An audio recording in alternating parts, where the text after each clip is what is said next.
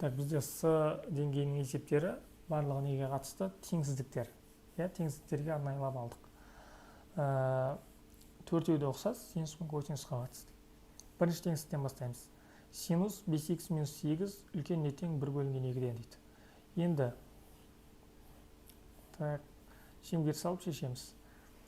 Бірінші мына жақ нәрсеге мән бермейміз, бізде синус пен мына сыртындағы нәрсеге мән береміз.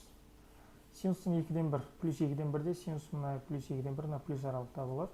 Және мәндері қандай? 2-ден 1-деген мән пи бөлінген 6, мына жақта осыдан бір сан азайтылып жазылады. 5 пи бөлінген 6. Енді қараймыз. Мына жер 2-ден 1-де, 2-ден 1 бізде. Синусымыз қандай екен? 2-ден 1-ден үлкен. Үлкен болса, онда мына аралықта жатыр деген сөз.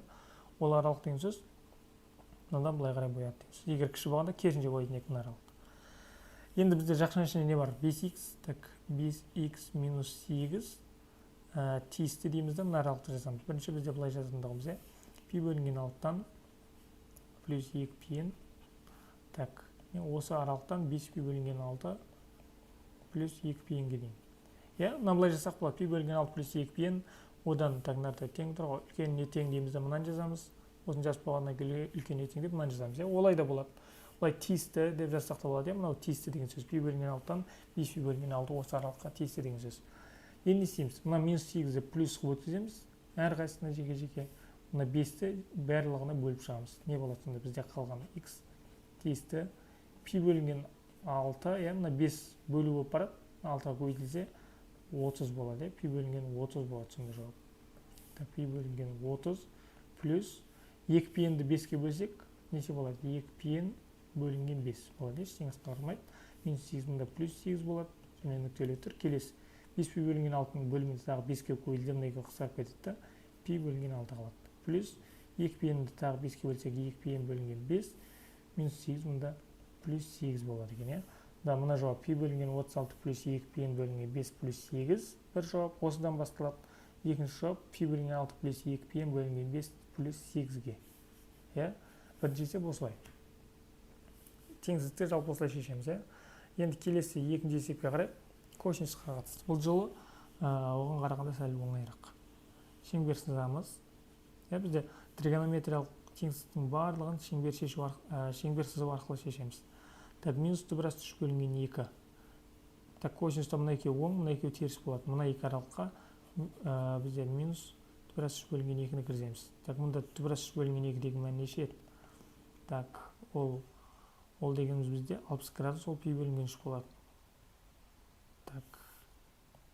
Жоқ, пи бөлінген 6 болады, 30 градус болады. 30 градустың косинустағы мән түбірас 3 бөлінген 2. Мұны яқта қандай болады? 5 пи бөлінген 6 болады. Ал мұны яқта сол минус 5 пи бөлінген 6. Осылай айтуға болады. Не болмаса мұна жердегі мәнді тағы бір ауыстырудың түрі бар. Ол минус пи мұнаның алдындегі минус деп ала салдық. Енді мұнан 7 пи бөлінген 6 деп те алуға болады. Бәрібір. Енді мұнда екеуі қиылысқан аралық мына жер. Бізде минус түбірас 3 бөлінген 2. Осыдан косинусы қандай екен? Кіші екен. Кіші болса онда мына аралық. Себебі мына стрелкаға қараймыз. Мына стрелкадан үлкен болса мына аралық болады, кіші болса мына аралық. Мына аралықты бояды деген сөз. Шеңбердің ішін бояймыз. Осылай. Бізде сағатқа қарама-қарсы бояйтын болғандықтан мына былай қарай жазамыз. 3х бар. Мында жазайық. 3х тиісті. Тиісті дей бермей, жаңағы әдіс бойынша жазайықшы. Ортаға алып. Бізде бірінші жауап 5 пи бөлінген 6-тан басталады. 5 пи бөлінген 6 плюс 2 пи н. Осыдан үлкен не тең? 3х-мыз. Одан үлкен не тең? 7 пи бөлінген 6 плюс 2 пи н. 2 пи н. Осы аралыққа дейсіз. Мына 3-ті мынаның барлығын бейт 3-ке бөліп шығамыз. Мынаны 3-ке бөлеміз. Мынаны 3-ке бөлеміз. Мынаны 3-ке бөлеміз. Сөз не алады? Мына жерде x қана қалады. Бізде осында көріп болады, x қалады. Не болады? 5 пи бөлінген 6-ны 3-ке бөлсек, 5 пи бөлінген 18 болады. Плюс 2 пи-ні 3-ке бөлсек, итак көрініп тұр, 2 пи бөлінген 3. Үлкен не тең x-тан, үлкен не тең 7 пи бөлінген 6-ны 3-ке бөлсек, 7 пи бөлінген 18 шығады. Плюс 2 пи-ін бөлінген 3. Не мынау бізде? Осы теңсіздіктің жауабы. Не болса 7 пи бөлінген 6-ны былай алсақ та болады. 5 пи бөлінген минус 5 пи бөлінген 6 деп. Оны 6-нарға бөлгенде 18 шығады. Минус 5 пи бөлінген 18. Осылай да алуға болады. Жаңағындай әдіспен де алуға болады. мынау бізде жалпы жауап. N тиісті Z-ке деген нәрсе бар, иә. Z деген бізде бүтін сандар деген сөз, натурал сандар. N деген мына арада тұрған N. Мына N-іміз тиісті, тек оң сандарға ғана тиісті. Егер мына жерге біз 1,2 деген сандарды қоя алмаймыз. Тек бір айналым жасады деп бірді қоя аламыз, екі айналым жасады деп екіні қоя аламыз, 5 айналым жасады деп, яғни айналымның саны нақты болу керек. 2, 3, 5. Так, келесі бізде көрсетілген мынау екінші есепке қарайық. Синус πx кішіне тең минус -1 бөлінген 2-ден дейді. Бұны да жаңағындай әдіс бойынша саламыз. Себебі бізде ең көп келетін есеп. Минус -1 бөлінген 2 мынаның астында. Мына жерде не болады? Так, 1 бөлінген 2-де π бөлінген 3, мына жақта. Так, 4 π бөлінген 3 болады мына жақта. 3-те 2 көбейтіп 1-ді азайтамыз. 6, 5 π бөлінген 3 болады екен. Енді осының аралықтан қандай? Үлкен ба, кіші ма? Кіші дейді. Кіші болса мына аралықты таңдаймыз. Так, боядық. Так, боядық. Енді не істейміз? Бізде 5х бар. Дәл жаңағындай жазамыз.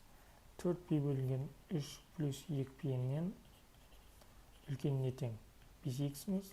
Одан үлкеніне тең. Мына жерде 5 π бөлінген 3 тұр ғой. 5 π бөлінген 3 плюс 2 π-нге дейін.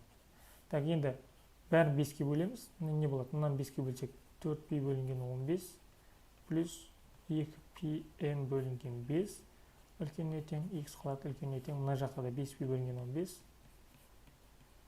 плюс 2 πn бөлінген 5. Мына бізде уже екінші есептің жауабы. Бізде 4 есеп шығарды, яғни ең көп кездесетін осыған байланысты ғой. Уже сразу түсінікті болды деп есептейміз. Так, келесі 5-ші есеп, 4-ші есепте тездетіп шығарып бастайық. Себебі менде тағы да айтатын нәрсе бар. Косинус 2х. Так, бізде бірінші шеңбер салып алайық. Енді қарайық. Минус 4-тен 1 деген екен, не істейміз? Мына жерге жазамыз. Минус 4-тен 1 қайралық. Так, минус аралық бізде мына косинуста. Мына жерде не дейміз? Мысалы, пи деген нақты мән жоқ. Бізде не дейміз? Айтамыз оны. Арк косинус, так, минус 4-тен 1 деп жазамыз. Мына жерде арк косинус, так, минус 4-тен 1. Плюс 2 пи-м бар. Мұнда да плюс 2 пи-м бар. Енді әдеттегідей, мұна 2-ке бөліп шығамыз. Так, x тиісті болады, сонда 2-ке бөліп шығсақ не болады мұнаған? Арк косинус минус 4-тен 1 бөлінген 2 плюс 2 пен бар ғой, 2 пенді мына алдында тұрған 2-ке бөліп адым. Мысалы, мына жақта 2, 4 деп есептейміз, мына жақта жауаптарын бәрін 2-ке бөлдік. 2 пенді 2-ке бөлсек, пен қалады, 2-лер қысқарып кетіп. Мына жақта дәл солай арк косинус. Так, енді мына жер минус деп алуға болады, себебі мынау үсті болса, мынау асты. Минус арк косинус минус 4-тен 1, так, мына планшеттер жазылмай алып бөлінген 2 плюс пен. Мұның да 2 пен 2-ке бөліп жібереміз. Сонда осылай бір үлкен бір жауап шығады екен. Енді сонда бізде тангенс болғанымыз, ал тангенс x үлкен не тең 1-ден деген теңсіздік берілсе, не істейміз? Теңсіздік аламыз. Так, тангенстер мынау плюс, мынау минус. Мына жақтың керек жоқ уже бізге. 1 дегеніміз ол қай жауап? 1 деген ол тангенсте π бөлінген 4. π бөлінген 4 мына жақта. Егер минус 1 десе, мына жақта аламыз. Бізде плюс 1 мынау. Енді қарайық, минус 1-ден қандай? Үлкен болса, мына жерде π бөлінген 2 бар. Минус 1-ден үлкен болса, мына аралықты бойсыласыз. Сонда π бөлінген 2-ден, так, плюс пен, тангенстік береді, пен болады. Және, так, π бөлінген 4-тен болады екен. Бірінші π бөлінген 4-тен басталады. Себебі былай қаржылы жеді. π бөлінген 2-ке дейін. Енді, мына жерде астында теңі болғаннан кейін π бөлінген 4-ке әрқашан тік жақша қоймыз. Бірақ π бөлінген 2-дегі мәніне нақты тиіспес үшін бізде оған жай жақша қойып отырамыз. Плюс 2 пен. Дәл осылай тангенс, котангенсті дәл осылай, осындай бір-ақ бетін аламыз да, бетіп плюс-минус, или так, плюс-минус бұны аяқты алсақ та болады, бұлай. Бәрібір, тек бір-ақ бетін алып, тек синус пен косинусты ғана бұлай нақты алып, бұлай бояп шығатымыз. Сонымен бізде бүгінгі тригонометрияға қатысты берген есептер аяқталды. Және с деңгейлерін талдап шықтық.